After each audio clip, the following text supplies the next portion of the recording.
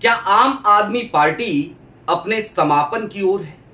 क्या आम आदमी पार्टी का द एंड आ चुका है? दिल्ली विधानसभा में चुनाव हारने के बाद एक नेता का मोह भंग पार्टी से हो जाता है और उसके बाद लगातार वो पार्टी लाइन से इतर हटकर काम करते नजर आता है।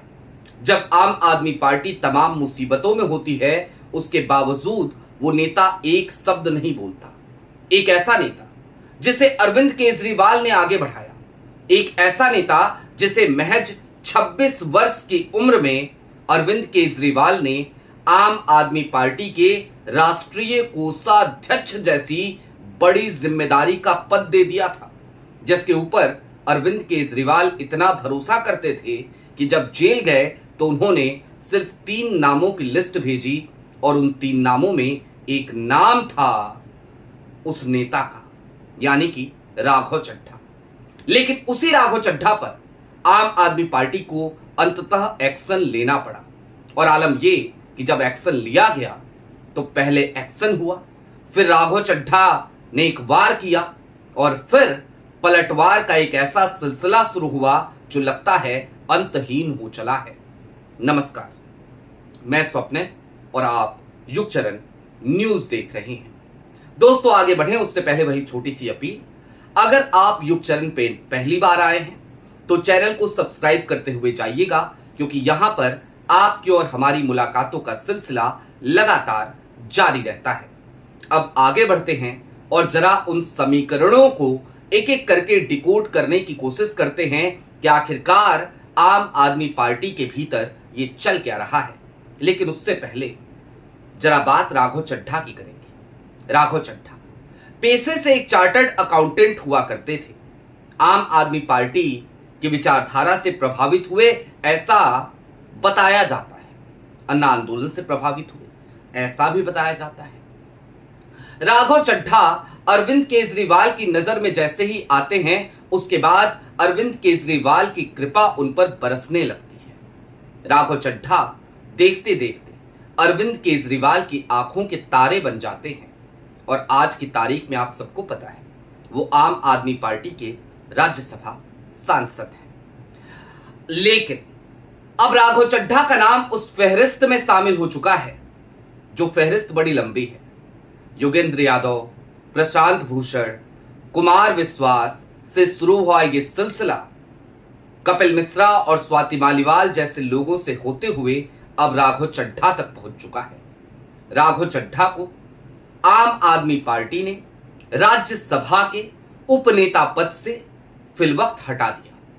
सिर्फ उनसे उनका पद नहीं छीना राज्यसभा के भीतर, बल्कि राज्यसभा सचिवालय जब आम आदमी पार्टी का लेटर हेड पर लिखा हुआ एक पत्र लेकर आम आदमी पार्टी के फ्लोर ऑफ द लीडर यानी कि संजय सिंह पहुंचते हैं, तो राज्यसभा सचिवालय में उस पत्र में यह भी कहते हैं कि भाई एक काम कीजिएगा, आम आदमी पार्टी के समय में से अब राघव चड्ढा को समय मत दीजिएगा, यानी कि आम आदमी पार्टी अपना वरद हस्त अब राघव चड्ढा के ऊपर से हटा रही है। जाहिर सी बात है, हंगामा मचता है और उसके बाद राघव चड्ढा का एक पलटवार आता है। मैं वो वीडियो फिलहाल नहीं दिखाऊंगा, पुरानी हो गई है, देखने का क्या ही मतलब। लेकिन राघव चड्ढा उस पलटवार में अंतिम पंक्तियों में खुल करके ये कह देते हैं कि मैं सैलाब बनकर आऊंगा। अब राघव चड्ढा किस तरीके का सैलाब बनेंगे ये राघव चड्ढा जाने, लेकिन राघव चड्ढा की स्ट्रेटजी को जरा समझना ज्यादा जरूरी है। उसके बाद हम जिक्र करेंगे कि क्या वाकई में ये आहट है आम आदमी पार्टी के खात्मे की। दरअसल राघव चड्ढा खुलकर ये कहते हैं कि मैं मुद्दे कौन से उठा रहा था, आम आदमी के ही तो, और अगर पार्टी का नाम आम आदमी है तो जाहिर सी बात है मैं गलत क्या कर रहा था। राघव चड्ढा मुद्दे कौन से उठा रहे थे? राघव चड्ढा गिग वर्कर्स के मुद्दे उठा रहे थे, यानी कि डिलीवरी बॉयज के जो ब्लिंकिट पे काम करते हैं, स्विगी पे, जोमेटो पे, इनके मुद्दे उठा रहे थे। राघव चड्ढा एयरपोर्ट पर महंगी चाय और महंगे समोसे के मुद्दे उठा रहे थे। राघव चड्ढा टेलीकॉम कंपनियों के मुद्दे उठा रहे थे कि आखिरकार अगर 12 ही महीने एक साल में होते हैं तो फिर 13 महीने का रिचार्ज एक आम आदमी को क्यों कराना पड़ता है। एक नजरिए से देखिए तो राघव चड्ढा जो कह रहे हैं बिल्कुल ठीक कह रहे हैं। वो मुद्दे तो आम आदमी के ही उठा रहे थे, फिर भला आम आदमी पार्टी को तकलीफ क्यों हो। लेकिन जरा मौजूदा परिस्थितियों को थोड़ा और डिकोड करना जरूरी है। इन दिनों में मुद्दे कौन से होने चाहिए थे, इस सवाल का पहले जवाब जरा तलाश लेते हैं। एसआईआर का मुद्दा, चुनाव आयोग जिस तरीके से लगातार विपक्ष को परेशान कर रहा हो, उसकी अनदेखी कर रहा हो, उसकी बातों को अनसुना कर रहा हो, वो मुद्दा हो। एजेंसियों का दुरुपयोग हो जिसकी वजह से खुद आम आदमी पार्टी के तमाम नेताओं को सलाखों के पीछे लंबा समय गुजारना पड़ा। इन तमाम मुद्दों पर राघव चड्ढा की स्थिति क्या थी? ये मुंह पर उंगली लगाए चुपचाप बैठे थे, कुछ नहीं बोल रहे थे, कुछ नहीं कह रहे थे, ना सदन के भीतर ना सदन के बाहर। आलम तो ये कि जब अरविंद केजरीवाल गिरफ्तार होते हैं तो बकायदा वो 3 लोगों का नाम देते हैं, अपनी पत्नी सुनीता केजरीवाल का, संदीप पाठक का और राघव चड्ढा का। संदीप पाठक और सुनीता केजरीवाल बार बार जेल में जाते हैं। अरविंद केजरीवाल से मुलाकातों का उनका सिलसिला जारी रहता है, लेकिन राघव चड्ढा कभी भी मुलाकात करने अरविंद केजरीवाल के पास नहीं गए और यहीं से फिर बहुत सारे सवाल पनपते हैं। मसलन सवाल ये कि क्या राघव चड्ढा और अरविंद केजरीवाल के बीच कोई दूरी पैदा हो गई है या फिर कि राघव चड्ढा डर गए हैं।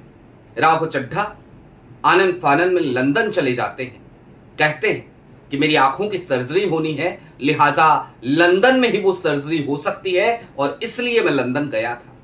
लेकिन इन तमाम बातों को सियासी पंडित सिरे से नकार देते हैं, कहते हैं ऐसा कुछ नहीं है भैया, पार्टी की बात है, आंखों की सर्जरी भी हो रही है तो आप राज्यसभा सांसद हो।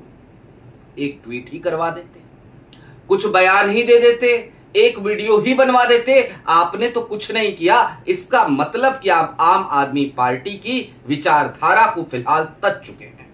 खैर, विचारधाराओं की बात आम आदमी पार्टी के लिए की जाए तो फिर क्या ही बात हो। यह आम आदमी पार्टी तो वही अरविंद केजरीवाल की आम आदमी पार्टी है जो खुल करके एक तानाशाही चलाते हैं अपनी पार्टी के भीतर।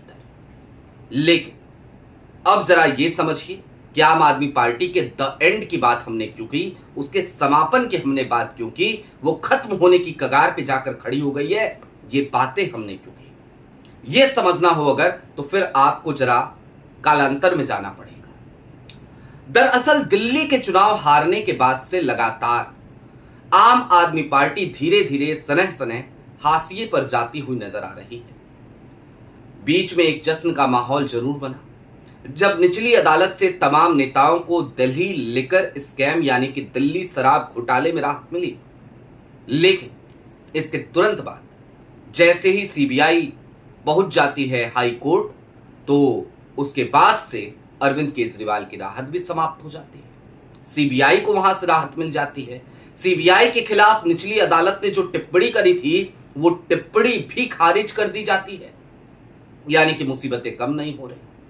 दूसरी तरफ दिल्ली हार चुके हैं अरविंद केजरीवाल और पंजाब में अब सरकार है और पंजाब में भी तमाम सियासी गुणा गणित करने वाले खुलकर के ये बोल रहे हैं, दबी जबान में नहीं बोल रहे, खुलकर के बोल रहे हैं कि भाई पंजाब में आम आदमी पार्टी की सरकार फिर से वापस हो जाएगी, फिर से वापसी कर लेगी। ये बड़ा मुश्किल लगता है।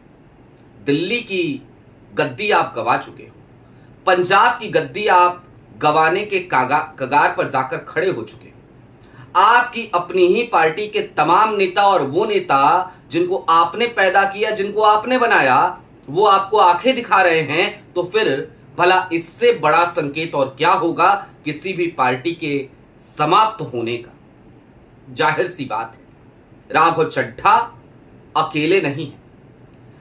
दरअसल जिस तरीके से एक लंबी फहरिस्त अब तक अरविंद केजरीवाल के तमाम सिपह सलारों की रही है जो आम आदमी पार्टी को छोड़कर गए हैं, राघव चड्ढा उसमें एक बढ़त जरूर है, लेकिन इसके बाद यह सिलसिला अभी थम जाएगा इसकी कोई गारंटी नहीं ले सकता अरविंद केजरीवाल भी नहीं। और अरविंद केजरीवाल तो अरविंद केजरीवाल है, अपने प्रवृत्ति से बाज आते नहीं। अभी भी लगातार उसी प्रवृत्ति के तहत एक ही डंडे से अपनी पार्टी को हाँकने में, अपनी पार्टी के तमाम नेताओं को हाँकने में लगे हैं और निश्चित तौर पर यह आम आदमी पार्टी के लिए शुभ संकेत तो कतई और कतई तौर पर नहीं है। आपकी क्या राय है वो हमें कमेंट बॉक्स में जरूर बताइए। चलते चलते फिर वही अपील, चैनल पे नए हो तो सब्सक्राइब करते हुए जरूर जाइएगा, क्योंकि युग चैनल पर आपकी और हमारी मुलाकातों का सिलसिला लगातार जारी रहता है। बहुत शुक्रिया।